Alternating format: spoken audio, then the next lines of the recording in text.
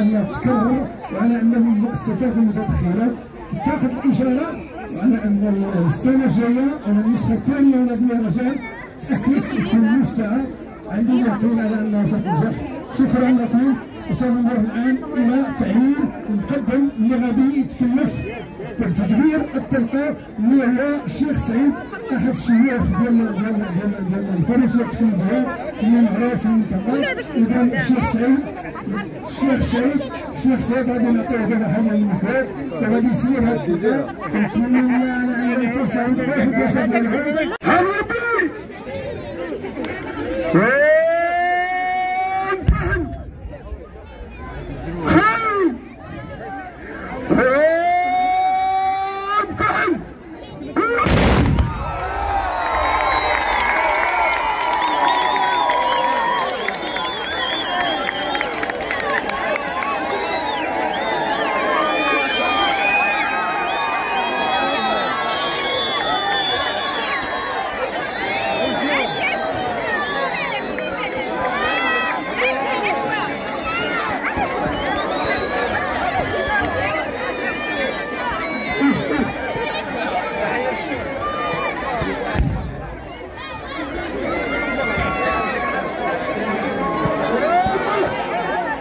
أمام الرئيس